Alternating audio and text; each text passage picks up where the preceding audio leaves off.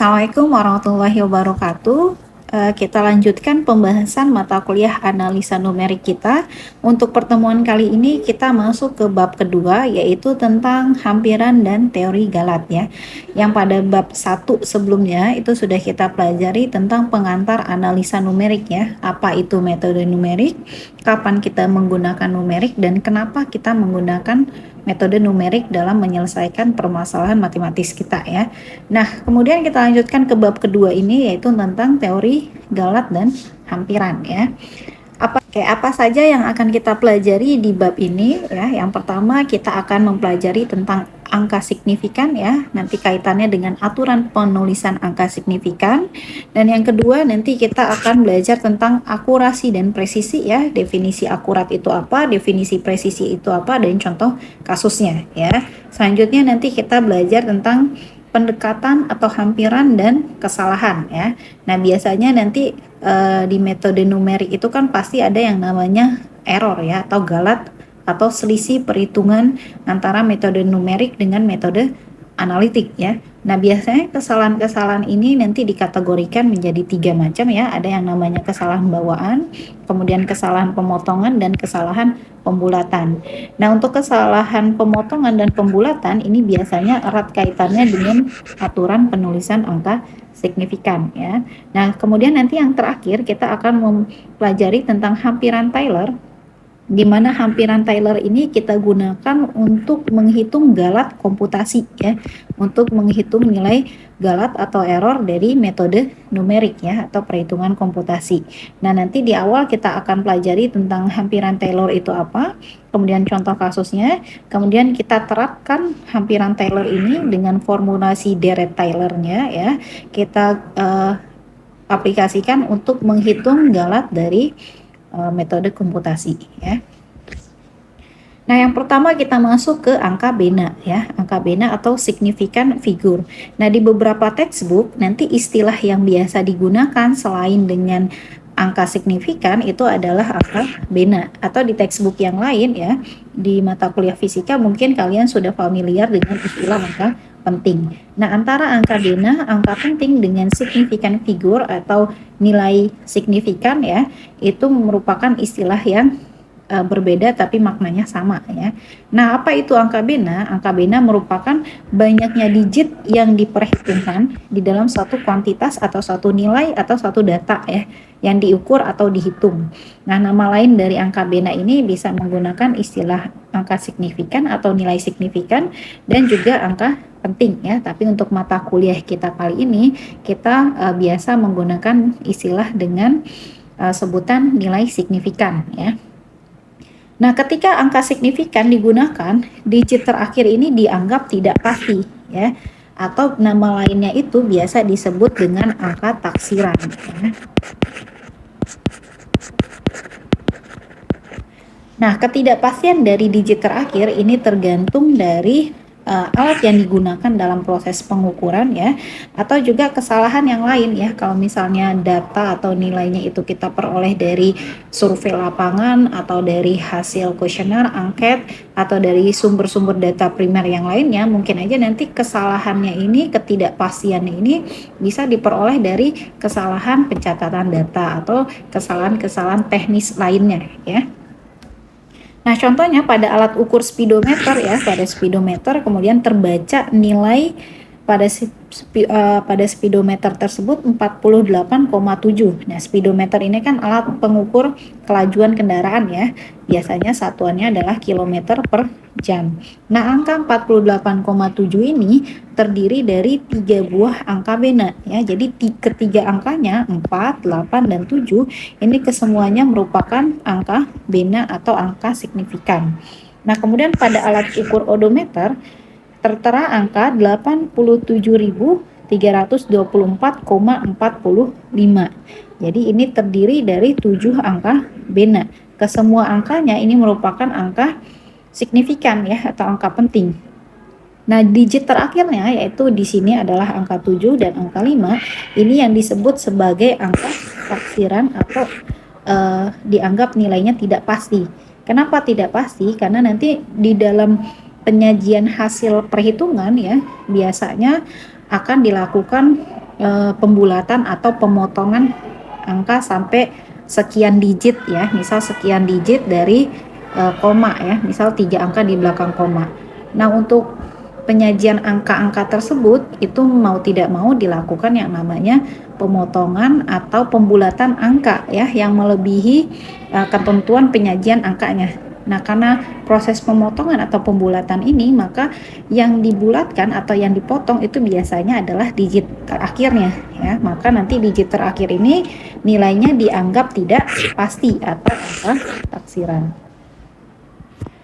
Nah, ini merupakan aturan penulisan angka signifikan ya. Untuk aturan yang pertama, setiap angka yang tidak nol merupakan angka signifikan.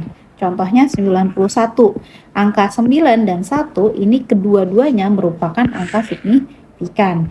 Nah, contoh selanjutnya 123,45 memiliki 5 angka signifikan ya. Kesemuanya ini merupakan angka signifikan ya. Karena di contoh 91 dan contoh 123,45 ini tidak ada angka nolnya. Jadi otomatis seluruh angkanya merupakan angka signifikan. Contoh aturan yang kedua yaitu angka-angka nol yang terletak di antara angka bukan nol ya, angka nol yang terletak di antara angka bukan nol merupakan angka signifikan ya. Contohnya 2,008. Angka 0 ini merupakan terletak di antara angka bukan 0 yaitu angka 2 dan angka 8. Maka otomatis dua buah angka 0 ini termasuk angka signifikan berdasarkan aturan yang kedua ini ya. Jadi 2,008 memiliki 4 angka signifikan yaitu 2, 0, 0 dan 8. Selanjutnya aturan yang ketiga, angka 0 terakhir di sebelah kanan koma desimal merupakan angka signifikan ya. Contohnya 10,070 ya. Nah, ini kan berarti angka di sebelah kanan koma desimal yaitu angka nolnya ini ya merupakan angka signifikan berdasarkan aturan yang ketiga ini ya. Berarti kalau contohnya 10,070 berarti kesemuanya merupakan angka signifikan terdiri dari 5 angka ya. Nah, untuk aturan yang keempat, angka 0 di sebelah kiri dari angka pertama bukan 0 merupakan angka tak signifikan ya. Jadi bukan angka signifikan. Contohnya 0,00008. Nah, ini kan berarti angka yang 0,00000 ini terletak di sebelah kiri angka pertama bukan 0. Angka pertama bukan 0-nya yaitu angka 8.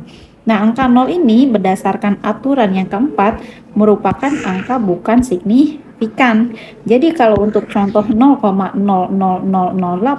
hanya memiliki satu angka signifikan yaitu angka 8 saja ya. Nah, contoh lainnya untuk aturan nomor 4 ini ya adalah 10.000 ya. Nah, 10.000 ini hanya memiliki satu buah angka signifikan yaitu cuma angka 1. Satu angka signifikan yaitu angka satunya ya. Angka 0004 buah angka 0 yang di belakangnya ini bukan angka signifikan. Nah, jadi bisa kita simpulkan dari aturan yang keempat ini, semua angka yang penyajiannya itu bisa dirubah ke dalam notasi ilmiah ya.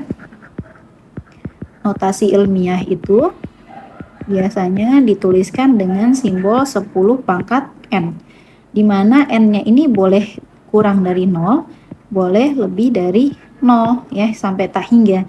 Kurang dari 0 itu artinya pangkatnya negatif ya, bisa min 2, min 3 dan seterusnya. Nah, kemudian kalau lebih dari 0 berarti bisa bilangan berapapun ya sampai tak hingga ya. Nah, kalau contohnya 10.000 berarti kalau kita ubah ke dalam penulisan notasi ilmiah ini sama dengan 1 kali 10 pangkat 4. Nah, kemudian contoh yang satunya lagi 0,00008. Nah, ini bisa kita rubah penulisannya menjadi 10 pangkat min 5 ya. Jadi komanya mundur 5 kali. 1, 2, 3, 4, 5. Mohon maaf, ini berarti 8 kali 10 pangkat min 5 ya. 8 kali 10 pangkat min 5. Nah, cara penulisan angka yang bisa disajikan dalam bentuk notasi ilmiah seperti ini, 10 pangkat 4, 10 pangkat min 5, angka nolnya itu bukan angka signifikan ya, kalau bisa dirubah ke dalam penyajian notasi ilmiah seperti ini ya. Ini untuk aturan nomor 4. Selanjutnya, untuk aturan nomor 5, nol yang terdapat di ujung dari deret angka dan di sebelah kiri dari koma desimal ya, dapat atau tidak dapat menjadi angka penting ya. Jadi di sini dia bisa menjadi angka penting, bisa juga tidak menjadi angka penting atau bukan angka penting. Contohnya ya, 0 yang terdapat di ujung dari deret ya, dari deret angka 0 dan di sebelah kiri dari koma desimal ya, contohnya tadi ya, kayak contoh yang nomor aturan nomor 3, misal 10,070.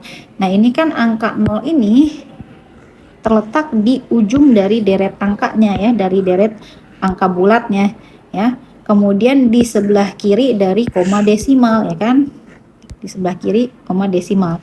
Nah, angka 0 ini bisa merupakan angka signifikan ya kalau dia disajikannya lengkap seperti ini, 10,07. Tapi kalau misalnya dilakukan pembulatan, misal menjadi 10 ya, 10 berarti nanti 3 angka di belakangnya ini kita bulatkan ya, atau kita hapus gitu. Jadi penyajiannya cukup jadi 10 aja gitu ya.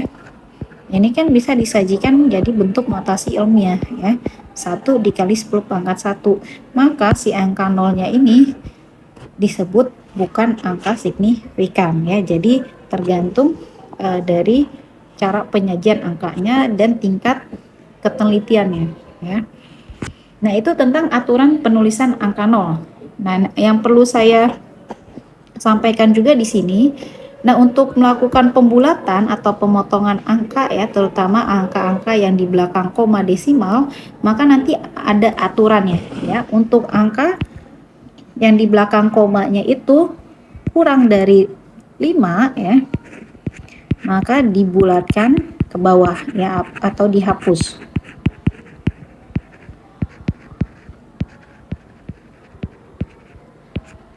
Atau dihapus atau dihilangkan ya angkanya. Kemudian untuk angka desimal ya di belakang koma yang angkanya itu lebih besar dari 5 ya, maka dibulatkan ke atas atau angka sebelumnya itu ditambah 1 ya. Contohnya ya, contohnya 0,375 ya. Nah, di sini mohon maaf, ini saya tambah misal 8 ya.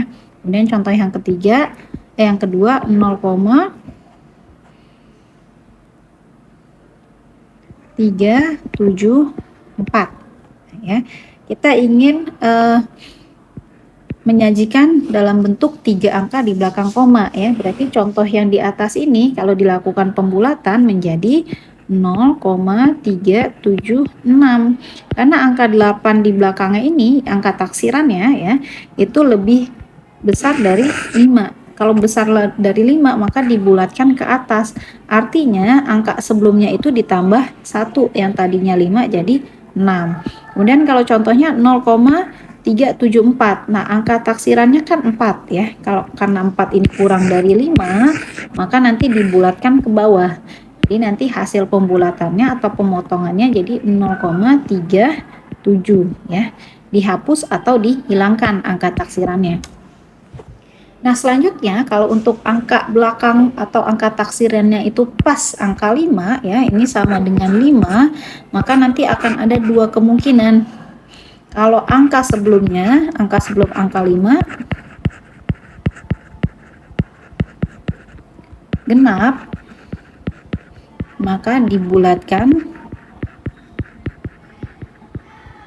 ke bawah ya.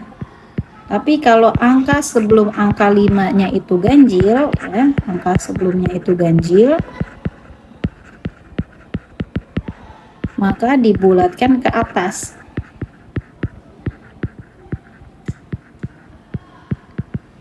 Nah, contohnya misal ya 0,3865 ya, kemudian 0,3875 ya.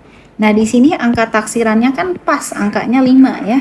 Dia tidak termasuk yang ini ya, juga bukan termasuk yang ini.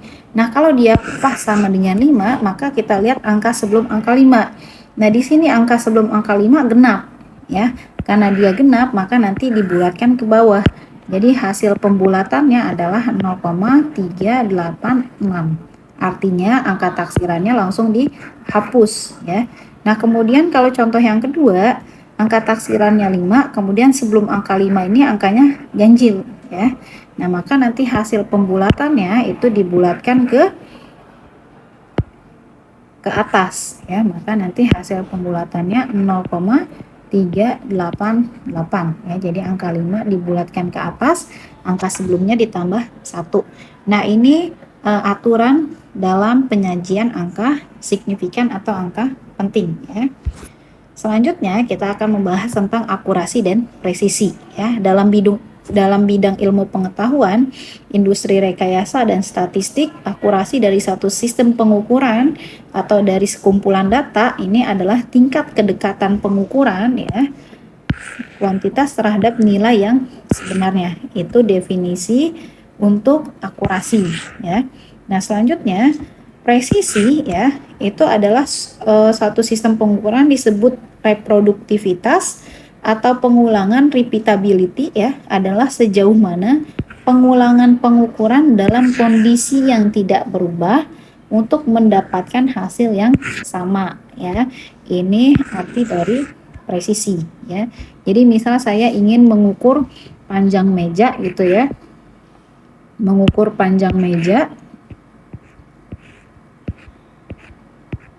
Nah, untuk pengukuran yang pertama, ini diperoleh panjang mejanya itu 2,0 meter. Kemudian dilakukan pengukuran yang kedua. Yang kedua misal 1,95 meter. Kemudian pengukuran yang ketiga. Pengukuran yang ketiga 2,05 meter. Pengukuran yang keempat 2,1 meter. Nah, hasil pengukuran berulang ini asalkan nilainya itu hampir sama ya, artinya selisihnya tidak terlalu besar, berarti bisa dinyatakan hasil pengukuran dari panjang meja ini adalah presisi. Kecuali kalau misal pengukuran yang pertama 2,0, kemudian pengukuran yang kedua nanti dihasilkan 2,5. Kemudian pengukuran yang ketiga 3,0 ya. Ini kan selisihnya cukup jauh ya. Hampir setengah senti atau bahkan sampai 1 senti. Nah, pengukuran yang selisihnya cukup jauh ini dikatakan pengukurannya tidak presisi ya. Jadi presisi itu adalah sejauh mana pengulangan pengukuran dalam kondisi yang tidak berubah ya. Jadi mejanya masih tetap sama, alat ukurnya juga masih tetap sama dan diukur dalam kondisi yang sama gitu ya. Misal sama-sama di siang hari atau di malam hari ya, karena mungkin ketelitian mata kita di siang hari dan malam hari agak berbeda ya. Nah, ini mendapatkan hasil yang sama atau hampir sama. Nah, ini dikatakan pengukurannya presisi ya. Nah, sebuah sistem pengukuran dapat akurat dan tepat ya. Jadi bisa akurat dan presisi, atau bisa juga akurat tetapi tidak presisi atau tidak tepat, atau bisa juga tepat tetapi tidak akurat ya, atau tidak presisi, dan bisa juga ada tidak tepat dan tidak akurat. Berarti ada 4 kategori pengukuran ya. Ini kategori yang pertama, ini kategori yang kedua, ini kategori yang ketiga, dan ini kategori yang keempat. Nah, keempat macam kategori ini bisa kita ilustrasikan ya dengan contoh berikut ya. Contohnya, ilustrasinya itu untuk membedakan antara akurasi dan presisi ya. Jadi membedakan antara akurat dengan presisi. Nah, dalam ilustrasi ini pengukuran berulang diibaratkan dengan peluru yang ditembakkan ke target lingkaran sebanyak 5 kali. Jadi ini disebut target lingkarannya. Kemudian yang namanya penembak itu pasti menargetkan adalah lingkaran yang paling dalam atau yang paling kecil ya. Kemudian titik-titik ini merupakan bekas tembakan pelurunya ya. Nah, akurasi menggambarkan kedekatan lubang peluru dengan pusat sasaran. Ini disebut akurasi ya. Kemudian lubang peluru yang lebih dekat dengan pusat sasaran dianggap lebih akurat ya kan. Semakin dekat sistem pengukuran terhadap nilai yang diterima, sistem dianggap lebih akurat. Nah, jika beberapa peluru ditembakkan, ya, presisi adalah ukuran kedekatan dari masing-masing lubang peluru dalam kumpulan tersebut, ya.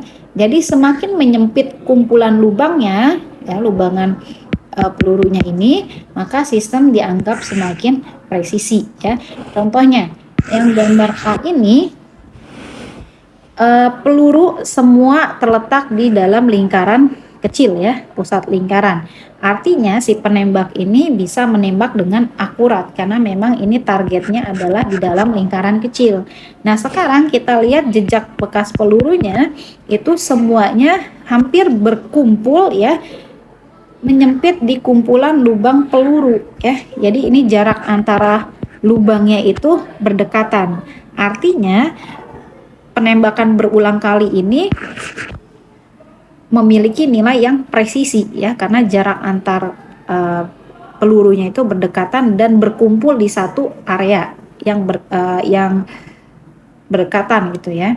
Nah, ini adalah contoh dari tembakan yang presisi dan akurat.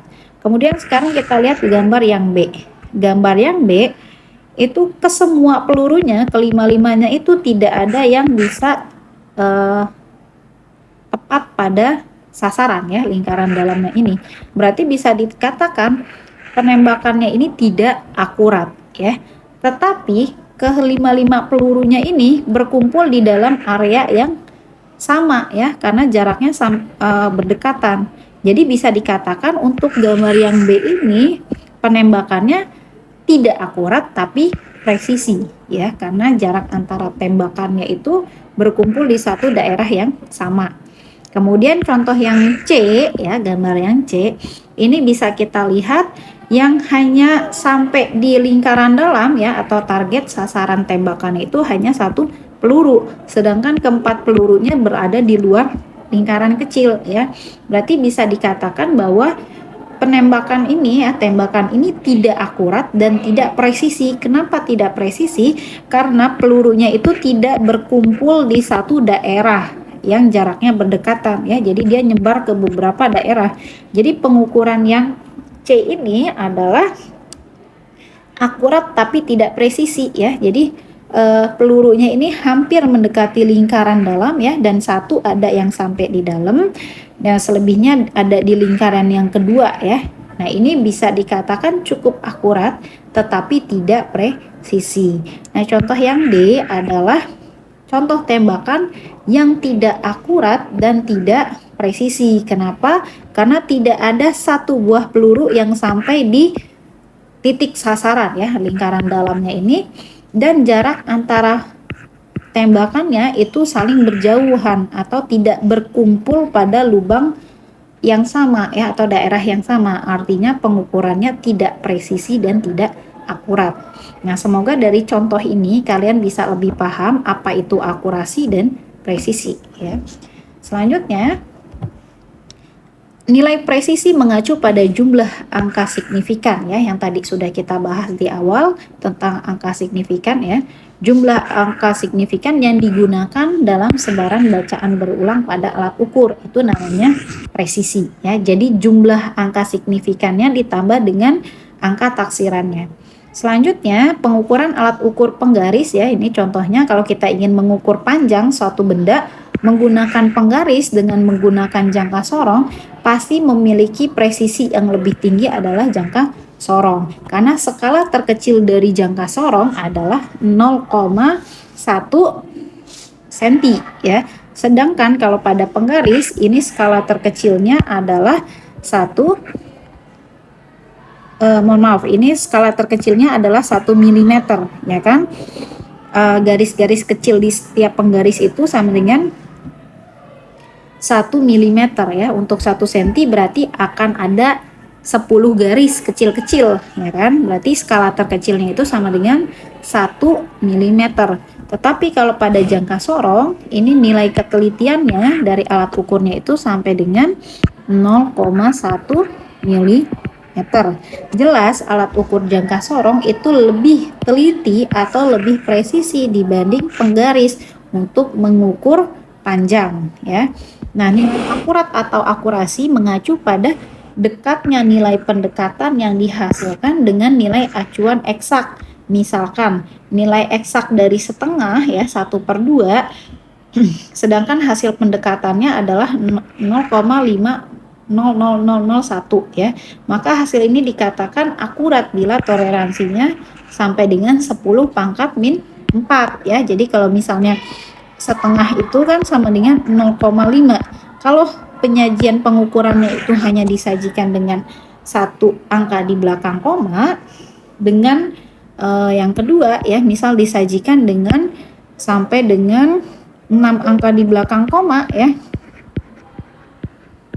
Nah, jelas lebih akurat yang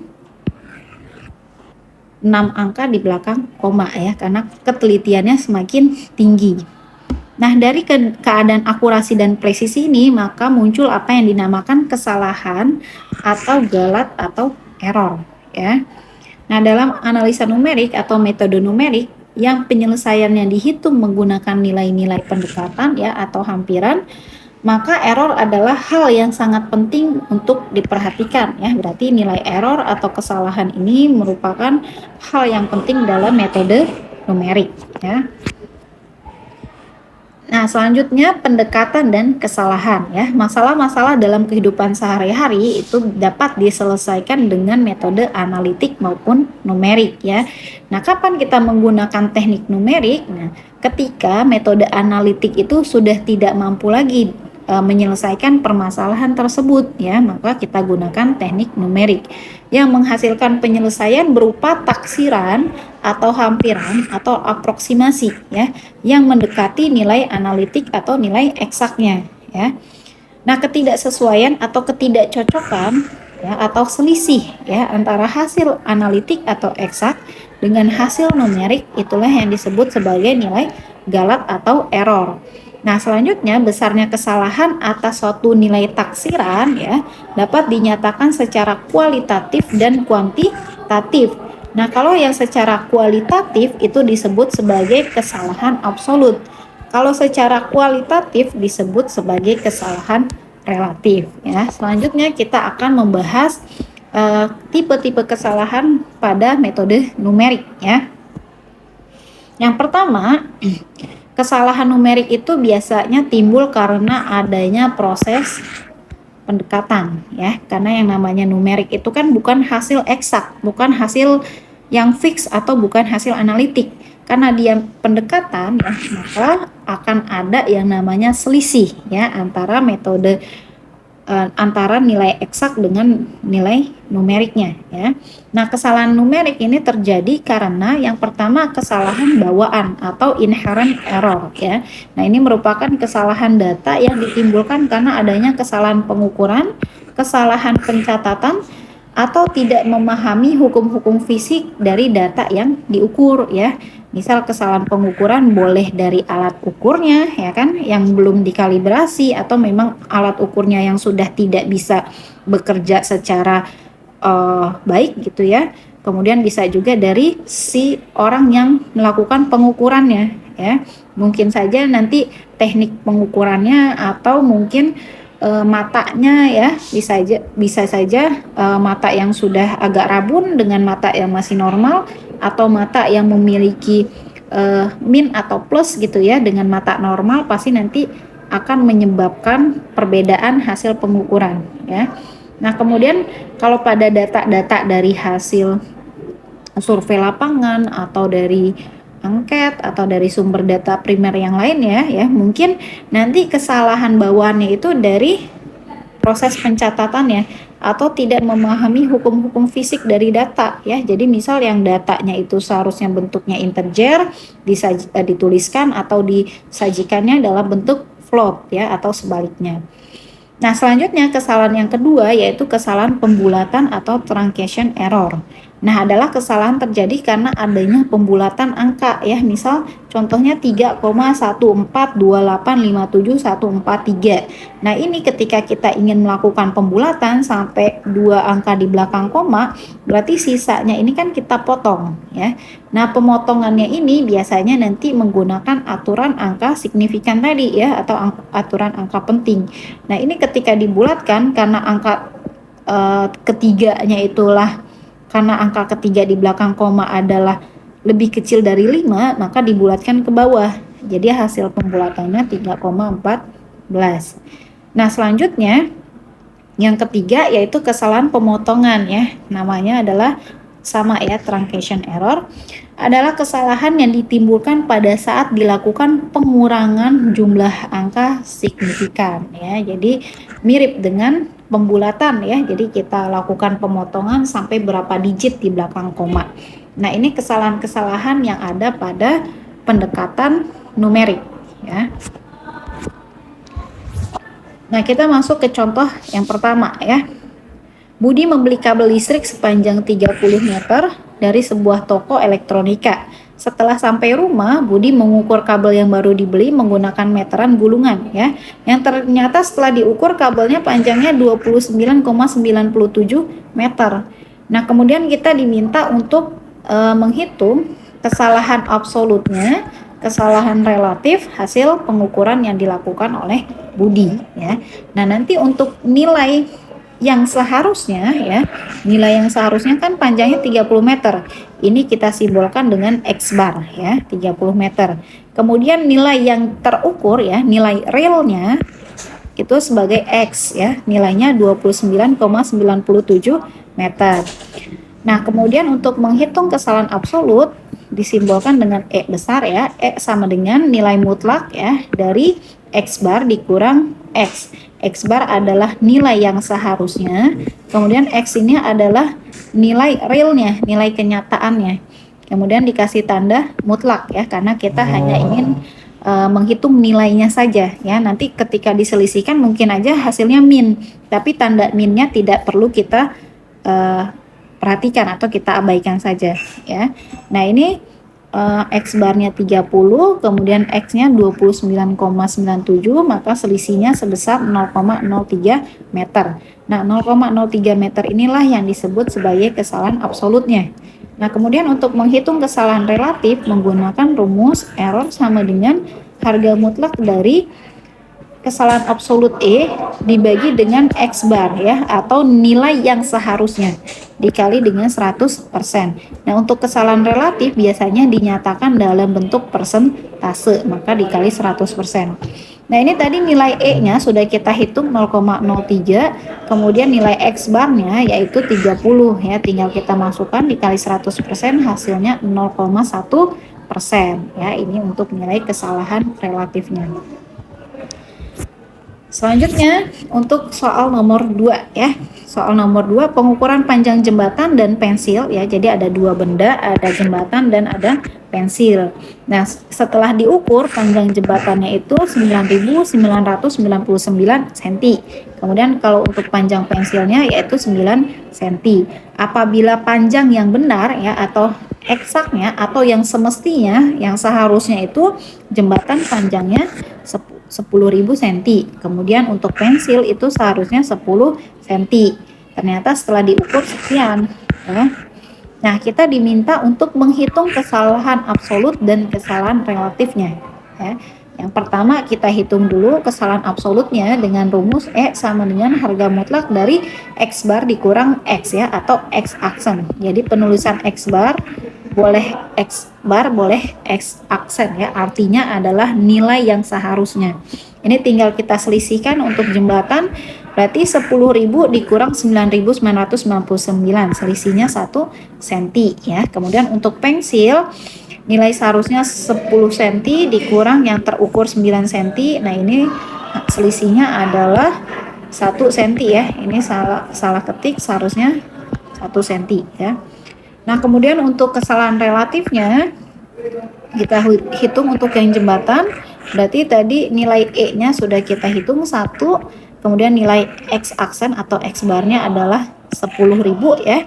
Dikali 100% hasilnya 0,01% ya. Kemudian untuk pensil nilai kesalahan relatifnya berarti nilai E-nya sudah kita hitung 1, nilai X barnya atau X aksennya 10. Dikali 100% maka 10% ya. Nah, di sini bisa kita lihat ya, kedua kesalahan sama ya, sama-sama 1 senti untuk kesalahan absolutnya. Tetapi ternyata kesalahan relatifnya berbeda. Kesalahan relatif pensil itu jauh lebih besar karena 10% ya. Jadi panjangnya 10 cm, tapi yang terukur 9, berarti kan selisihnya 1 cm. Nah, 1 cm ini cukup besar kalau dibandingkan dengan panjang 10 cm. Tetapi kalau pada jembatan 1 cm ini termasuk kecil karena dibandingkan dengan 10.000 cm, maka kesalahan relatifnya cukup kecil yaitu sebesar 0,01. Nah, biasanya ke depannya itu nanti kita akan melihat nilai kesalahan itu dari persentasenya ya, karena persentase itu lebih real, lebih menggambarkan nilai ketelitian pengukurannya dibanding dengan kesalahan absolutnya. Tapi untuk menghitung nilai kesalahan relatif kita perlu menghitung dulu nilai kesalahan absolutnya ya. Nah, ini untuk latihan yang pertama ya. Latihan yang pertama ini buat tugas kalian. Jadi silakan dikerjakan di buku catatan masing-masing ya. Selanjutnya nanti setelah dikerjakan kalian foto atau scan dan diupload di Google Classroom ya. Waktunya 1 minggu ya. Jadi silakan boleh dikerjakan bersama ya, berdiskusi dengan teman-temannya. Nah, soalnya adalah seorang pembeli bensin di sebuah SPBU membayar bensin yang dibeli dengan harga 33.000. Nah, harga per liternya yaitu 1.000 ya. Pada meteran pengeluaran bensin di SPBU ternyata menunjukkan angka 32,782 liter ya. Nah, kita diminta untuk menghitung berapa persen tingkat kesalahan yang harus ditanggung dan berapa rupiah kerugian si pembeli ya akibat kecerobohan petugas SPBU dalam menagih pembayaran ya. Jadi di sini kita diminta untuk menghitung kesalahan relatifnya, kemudian dari selisih bensin tersebut kan bisa dinominalkan ya, berapa rupiah kerugiannya. Silakan coba dikerjakan untuk soal latihan nomor 1 ini. Nah, setelah nanti mengerjakan soal latihan nomor 1, kita akan lanjut pembahasannya yaitu tentang pendekatan hampiran Taylor ya untuk menghitung galat komputasi. Selanjutnya kita masuk ke hampiran Taylor ya. Nah, hampiran Taylor ini erat kaitannya dengan formulasi Taylor yang disebut sebagai deret Taylor ya. Nanti di hampiran Taylor ini pasti kita menggunakan hampiran atau pendekatan dari deret Taylor untuk menghitung nilai suatu permasalahan matematis ya. Kemudian juga sekaligus untuk menghitung nilai galatnya ya. Ketika kita menyelesaikan persamaan-persamaan matematis ya, di mana teoremanya masih dapat diterapkan ya, solusi analitik ini menjadi solusi eksak yang dapat kita peroleh ya, kalau permasalahan itu masih ada teorema dalam penyelesaiannya ya.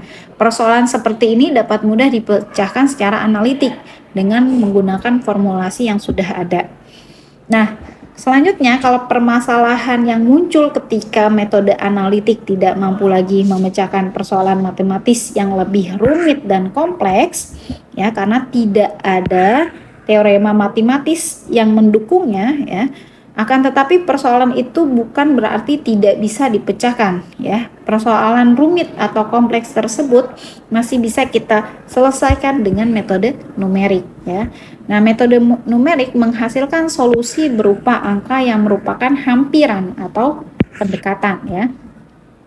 Solusi hampiran ini jelas tidak sama dengan solusi eksak. Akan tetapi kita dapat mencari solusi hampiran sedekat mungkin dengan solusi eksaknya. Ya, dengan kata lain, selisih antara solusi hampiran atau metode numerik ya dengan solusi eksak atau metode analitik ini dibuat sekecil mungkin ya. Selisih antara solusi hampiran dan solusi sejati ya itu disebut sebagai galat atau kesalahan. Nah, hampiran ini disebut sebagai metode numerik, solusi sejati atau solusi eksak ini disebut sebagai metode analitik ya. Nanti biasanya kalau kita sudah menggunakan komputer ya dalam memproses perhitungan kita, nanti nilai galatnya ini bisa kita setting, bisa kita atur sekecil mungkin. Tetapi memang konsekuensinya semakin kecil nilai galatnya atau semakin teliti perhitungan kita, konsekuensinya adalah waktu komputasinya akan semakin lama, kemudian formulasi atau algoritma dalam perhitungannya juga akan semakin panjang ya. Nah, hampiran Taylor merupakan salah satu solusi untuk menghitung nilai galat komputasi ya, terutama untuk penerapan dari metode numeriknya ya. Nah, sekarang kita review dulu untuk deret Taylor ya. Nah, hampiran Taylor ini kan pasti menggunakan formulasi dari deret Taylor ya. Nah, deret Taylor ini formulasinya adalah ya, misalkan f adalah satu fungsi yang semua orde turunannya itu disajikan dalam bentuk f aksen, kemudian f double aksen dan f triple aksen. Berarti si f aksen ini adalah turunan ke 1 ya.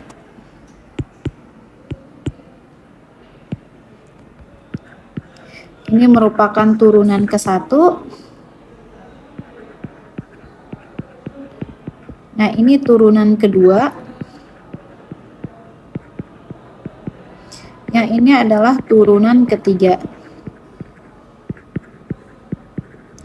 Nah, berarti nanti kalau ada F orde keempat ya, ini biasanya disebut dengan istilah orde ya. F aksen ini berarti F orde ke-1, F double aksen adalah F orde kedua, ya ini F orde ketiga, berarti turunan ketiga dari fungsi F. Nah, nanti selanjutnya kalau untuk yang turunan keempat berarti F orde keempat, kemudian F orde kelima ya, dan seterusnya. Nah, ini menandakan bahwa orde ini adalah turunan ke N ya. Kemudian turunannya ini berada dalam interval A min R atau A plus R ya, artinya dia adalah bilangan real ya. Maka formulasi Taylor-nya adalah Fx sama dengan Fa ditambah F aksen A dikali X min A ditambah F double aksen A per 2 faktorial dikali X min A pangkat 2 ya, kemudian F orde ketiga atau F triple aksen A per 3 faktorial dikali X min A pangkat 3 dan seterusnya sampai dengan pangkat ke N. Nah, dari formulasi deret Taylor ini yang perlu diperhatikan adalah ya, si suku pertama ini disebut suku pertama ya, suku ke-1 ini suku kedua dan seterusnya ya. Suku pertama suku ke-1 ini pangkat si X min A-nya ini sebenarnya ya, ini penulisan lengkapnya FA ya, F orde ke-0 dikali X min A pangkat 0 per 0 faktorial. Nah, si X min A pangkat 0 ini tidak lain adalah 1 ya, kemudian 0 faktorial ini juga sama dengan 1. Nah, ini maka nanti disebut F pangkat 0A, ini pangkat 0-nya tidak perlu ditulis karena F orde ke-0 dari A itu sama dengan FA ya. Maka untuk suku pertama penulisannya cukup FA. Kemudian untuk suku yang kedua ini adalah turunan ke-1 ya. Kalau ini fungsi aslinya, ini turunan pertamanya. Nah, turunan pertamanya itu kalau disajikan lebih lengkap penulisannya ya, F aksen A X min A pangkat 1 ya kan, kemudian 1 faktorial. Nah, di sini yang perlu kita perhatikan ternyata pangkat N itu ya sama dengan penyebut faktorialnya. Jadi kalau pangkatnya 1 atau turunan ke 1, ini F-nya adalah turunan ke 1, kemudian variabel X min A-nya ini pangkatnya 1, kemudian nanti penyebutnya juga otomatis 1 ya. Maka nanti formulasi umumnya dari Dirac-Taylor adalah F orde ke N ya. Ini adalah orde ya, ini bukan pangkat. F orde ke N dari fungsi A dikali X min A pangkat N ya. Jadi kalau ini adalah pangkat, kalau yang F itu adalah orde ya. Jadi simbolnya sama-sama N kecil di atas ya.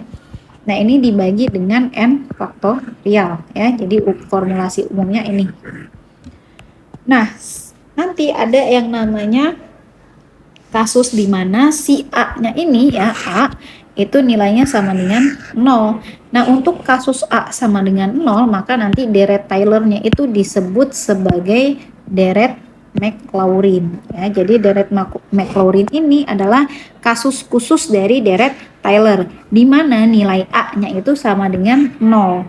Nah, kalau misalnya nanti A-nya ini sama dengan 0, tinggal kita substitusi aja A-nya. Kita ubah dengan 0, maka formulasi ini disebut sebagai Dirac-Maclaurin ya. Jadi Dirac-Maclaurin adalah Dirac-Taylor yang A-nya sama dengan 0.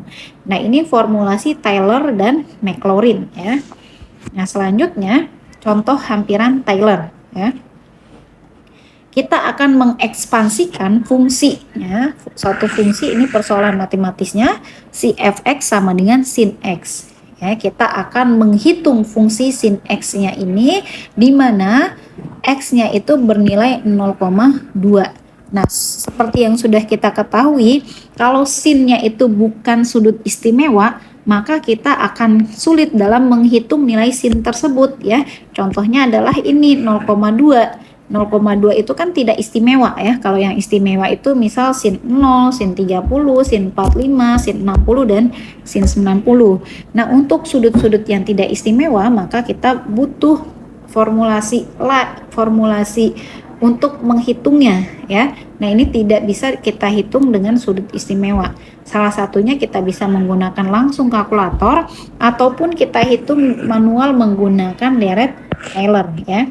Nah, di sini kita diminta untuk menghitung Dirac-Taylor-nya ini sampai dengan N ke 5 atau orde ke-5. Artinya kita akan menurunkan si fungsi fx-nya ini sampai turunan ke 5 ya. Nah, fungsi aslinya si fx-nya itu kan sin x ya. Sin x akan kita turunkan pertama ya, atau f aksen itu turunan dari sin adalah cos. Nah, selanjutnya kita turunkan lagi kedua kali. Turunan cos itu adalah min sin. Selanjutnya turunan yang ketiga ya, kita turunkan dari turunan keduanya. Nah, tadi turunan sin kan adalah cos ya, karena sin ada minnya, maka minnya juga tetap ditulis. Nah, selanjutnya turunan keempat. Nah, turunan keempat yaitu turunan dari cos adalah sin. Nah, kemudian turunan yang kelima, turunan dari sin adalah cos. Turunan yang keenam, turunan cos adalah min sin. Selanjutnya turunan yang ketujuh, turunan sin itu adalah cos, tapi karena ada minnya, maka minnya tetap ditulis dan seterusnya. Nah, kalau kita lihat di sini ada pengulangan siklus ya. Ini adalah karena turunan trigonometri itu adalah biasanya dia lagi ya, turunan sin cos, turunan cos min sin, dan begitu seterusnya. Nah, di sini kalau x-nya itu kita substitusi jadi 0 ya, karena di soal itu diminta nilai A-nya itu sama dengan 0. Kalau di sini ditulisnya x ya, karena diminta kita menyelesaikannya dengan Dirac-Maclaurin, di mana Dirac-Maclaurin ini untuk A yang nilainya 0 ya. Kita substitusi aja, kita ganti si X-nya ini jadi 0 ya. Maka sin 0 ya, sin 0 itu sama dengan 0. Nah, di sini cos 0 sama dengan 1. Kemudian di sini min sin 0 itu sama dengan 0, dan begitu seterusnya. Nah, di sini kita bisa mendapatkan satu pola ya. Polanya itu adalah ya, untuk satu siklus itu 0, 1, 0, min 1 ya. Kemudian nanti berulang lagi siklusnya. Jadi 0, 1, 0, min 1 ya. Dan begitu seterusnya kalau kita turunkan lagi sampai ke M. Nah, setelah kita dapat hasil ini, kemudian kita ekspansikan ke dalam bentuk deret Maclaurin ya. Ini formulasi dari deret Maclaurinnya tadi ya. F pangkat N ya, di mana A-nya itu sama dengan 0 per N faktorial dikali X pangkat N ya. Nah, ini kita substitusi untuk F0 ya. F0 itu kan tadi nilainya 0 ya. Ini F0. Kemudian ini untuk F aksen 0, ini untuk yang F double aksen 0, ini untuk yang F triple aksen 0, ini untuk yang F orde keempat ya, kemudian ini sampai dengan F orde ke M. Nah, ini kita masukkan ya, yang ini sama dengan 0 ya. Kemudian F double aksennya itu sama dengan 1 dikali X ya, karena di sini ada X-nya.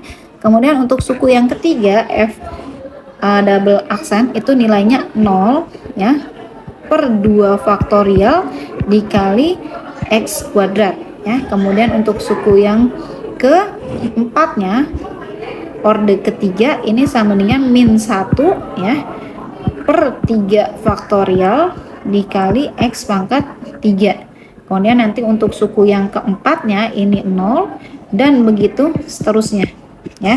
Jadi di sini yang nilainya 0 itu bisa langsung kita coret ya. Ini adalah 0, kemudian ini 0 per suatu bilangan itu sama dengan hasilnya 0 ya. Kemudian yang suku ini juga 0. Jadi yang hanya kita tulis adalah suku-suku yang tidak 0 ya. Ini yang suku kedua itu X. Kemudian suku yang keempat adalah min ya. Di sini ada tanda min X pangkat 3 per 3 faktorial. Kemudian nanti kalau kita lanjut suku yang kelimanya itu 0 ya. Kemudian suku yang keenamnya nanti adalah X ya. Suku yang keenam itu turunan yang ke-5 ya. 1 ya, 1 dikali X pangkat 5 per 5 faktorial ya. Jadi ini adalah suku yang ke-6 atau turunan yang ke-5. Dan begitu seterusnya dengan tandanya itu nanti selang-seling ya. Ini plus, ini ya, jadi ini plus, ini min, ini plus, ini min, karena memang nanti turunan dari sin cosnya itu ada yang min, ada yang plus, ada yang min gitu ya. Jadi nanti selang-seling yang kita ambil hanya suku-suku yang tidak 0. Nah, ini adalah formulasi Maclaurin untuk menghitung sin X. Kalau kita hanya menghitung sampai suku ke berapa nih? Suku ke-7, maka cukup disajikan dengan sampai sini ya. Nah, selanjutnya kita diminta untuk menghitung sin 0,2, maka si X-nya nanti kita substitusi dengan 0,2 ya. Setiap variabel X nanti kita ganti dengan 0,2. Yang ini juga sama ya, X pangkat 3, X pangkat 5 itu kita ganti dengan 0,2 ya. Jadi nanti kita menghitungnya sampai dengan X pangkat 5 karena kita diminta di soal untuk menghitung sampai orde ke-5. Nanti setelah kita substitusi semua nilainya ya, untuk menghitung 3 faktorial ini sama dengan 3 kali 2 kali 1. 5 faktorial berarti 5 kali 4 kali 3 kali 2 kali 1 ya. Nanti diperoleh hasil 0,1986693. Ini adalah nilai dari sin 0,2 yang kita hitung dengan pendekatan deret Maclaurin ya.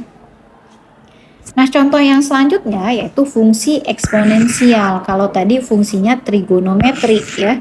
Nah, untuk fungsi eksponensial ini lebih mudah lagi ya. Karena mau diturunkan sampai orde keberapapun, ya turunannya dia lagi ya. Eksponensial pangkat X juga. Nah, ini akan kita selesaikan fungsi fx sama dengan eksponensial pangkat X menggunakan deret Maclaurin. Kemudian kita ingin menghitung eksponensial pangkat 0,2 sampai dengan orde keempat ya. Jadi kita turunkan sampai 4 kali ya. Nah, ini untuk fx sama dengan eksponensial pangkat x ya. Untuk deret Maclaurin ya, maka nilai A-nya itu sama dengan 0. Nah, ini nanti kita substitusi ke nilai X-nya ya. Berarti X-nya pangkat 0. Eksponensial pangkat 0 ini sama dengan 1. Nah, untuk f aksennya turunan eksponensial itu kan sama aja eksponensial pangkat X juga ya kan. Maka nanti X-nya kita ganti dengan 0, ini sama dengan 1 dan begitu seterusnya ya. Ini nilainya sama dengan 1. Nah, setelah kita dapat nilai turunannya, kemudian kita ekspansikan ke dalam bentuk formulasi Maclaurin-nya ya, yang ini. Nah, selanjutnya kita masukkan nilai-nilainya ya. Untuk yang f aksen f 0-nya itu suku yang pertama, F aksen suku yang kedua, F double aksen suku yang ketiga, F triple aksen suku yang keempat ya. Nah, ini kita tulis nilai-nilainya. Untuk F0 itu sama dengan 1 ya. Kemudian nanti untuk yang F double F aksennya itu sama dengan 1 dikali X. Kemudian untuk yang F double aksennya itu sama dengan 1 dikali X kuadrat per 2 faktorial.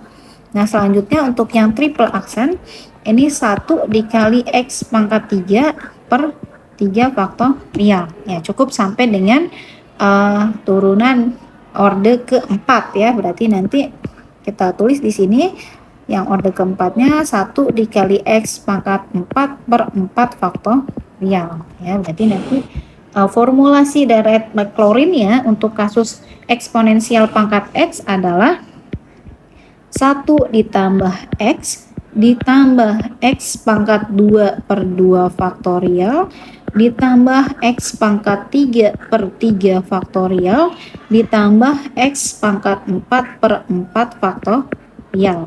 Nah, kemudian kita diminta untuk menghitung eksponensial pangkat 0,2 ya. Berarti nanti tinggal kita substitusi ya nilai X-nya dengan 0,2 ya. Berarti nanti kita tulis 1 ditambah 0,2 ditambah 0,2 pangkat 2 per 2 kali 1 ditambah 0,2 pangkat 3 per 3 faktorial 3 kali 2 kali 1 ditambah 0,2 pangkat 4 per 4 kali 3 kali 2 kali 1. Nah, hasilnya nanti sekitar 1,2214 ya. Kita sudah bisa menyelesaikan menghitung eksponensial pangkat 0,2 menggunakan pendekatan deret Maclaurin ya. Nah, selanjutnya penerapan deret Maclaurin atau deret Taylor untuk menghitung galat ya. Tadi sudah kita ketahui formulasi dari deret Taylornya adalah Fx sama dengan Fa ditambah F aksen A dikali X min A ya. Kemudian ditambah F double aksen A per 2 faktorial dikali X min A pangkat 2 ditambah F triple aksen A per 3 faktorial dikali X min A pangkat 3 dan seterusnya sampai dengan F pangkat N dari A per N faktorial dikali X min A pangkat N. Nah, kemudian nanti suku selanjutnya ini ya, suku selanjutnya itu kalau kita tulis, jadi nanti pangkatnya itu sama dengan F ya. Ini kalau kita tulis suku selanjutnya itu sama dengan F pangkat N plus 1 dari A per N plus 1 faktorial dikali X min A pangkat N plus 1. Nah, suku yang terakhir ini ya, yang saya tulis ini, itu diistilahkan dengan suku Rnx ya. Jadi suku Rnx ini adalah suku terakhir dari deret Taylor yang akan kita gunakan ya. Jadi kalau kita tulis sederhananya fx itu sama dengan pnx ditambah rnx ya. Dengan pnx adalah hampiran Taylor untuk fungsi rnx ya. Untuk satu fungsi ya. Jadi pnx ini adalah hampiran Taylor untuk menghitung suatu fungsi, sedangkan si rnx-nya ini adalah galat atau sisanya. Ya, jadi suku terakhir dari deret Taylor itu tidak lain adalah nilai galat dari perhitungan tersebut ya. Jadi nilai galatnya itu bisa kita tulis dengan Rn sama dengan yang ini ya, yang tadi sudah saya tulis, F orde ke N plus 1 dari A ya, per N plus 1 faktorial dikali dengan X min A pangkat 1 N plus 1 yang tidak lain ini adalah nilai dari galat perhitungan kita ya, nilai errornya ya. Jadi ini merupakan nilai error atau galat dari perhitungan metode numerik ya, atau galat komputasi ya.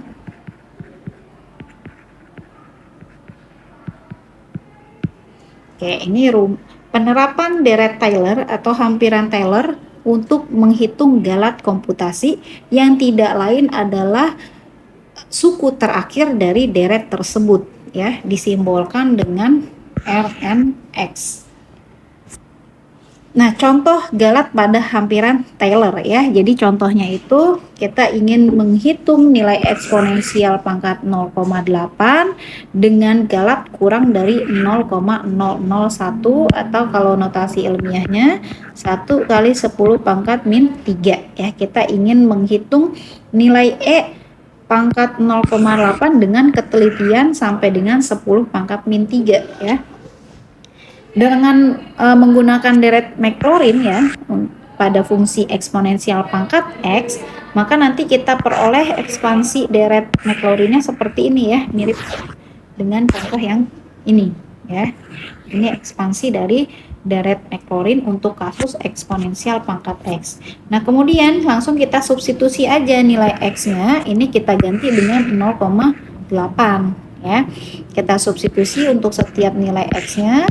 Nanti bisa kita hitung ya, nilai akhirnya itu sekitar 2,2254948. Nah, ini kalau kita menghitungnya sampai dengan orde ke-6 ya. Kemudian untuk galatnya itu tidak lain adalah orde ke-7-nya ya. Ini kan kita hitung sampai dengan N ke-6 ya. Nanti untuk N ke-7 ya.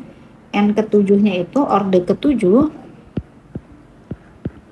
itu sama dengan X pangkat 7 per 7 faktorial. Dan ini merupakan nilai galat dari perhitungannya ya. Nah, ini merupakan nilai galat dari perhitungannya. Ini bisa kita hitung. Ini galatnya.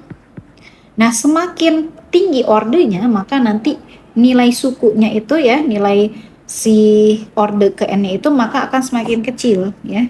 Maka nanti semakin panjang orde ke N ya kita gunakan dalam perhitungan, maka nanti kan nilai orde terakhirnya itu sebagai nilai galatnya, maka nanti nilai galatnya itu akan semakin kecil kalau semakin banyak orde yang kita gunakan dalam perhitungan.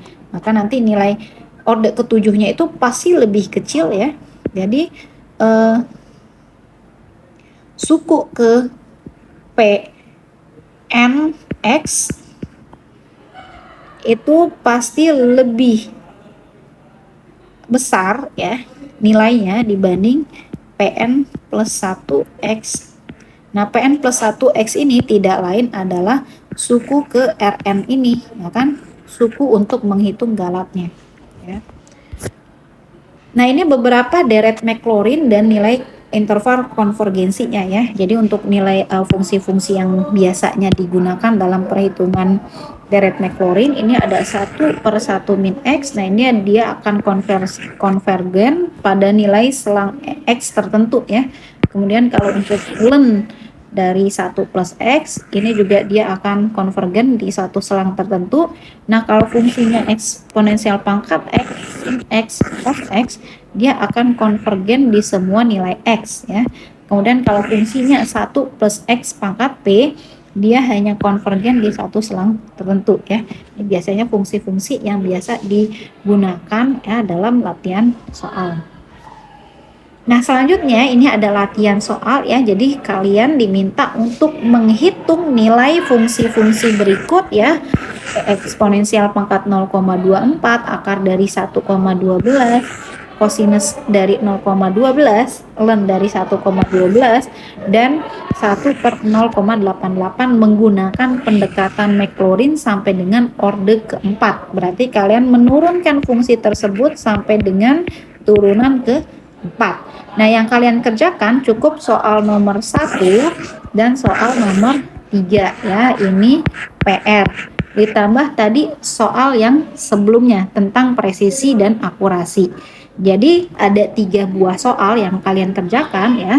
Soal nomor 1 ya, yang ini dengan soal nomor 3 ya. Ini menjadi PR, silakan kalian kerjakan di buku tulis kalian masing-masing, kemudian jawabannya diupload pada Google Classroom ya.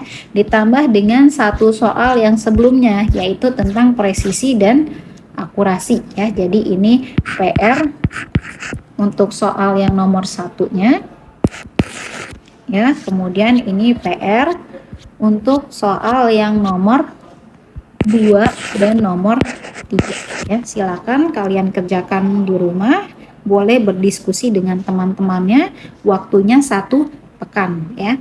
Nah, untuk kuliah hari ini pada bab tentang hampiran dan galat saya cukupkan. Silakan apabila ada hal-hal yang ingin ditanyakan boleh langsung ditanyakan ke saya ya. Saya akhiri, terima kasih. Assalamualaikum warahmatullahi wabarakatuh.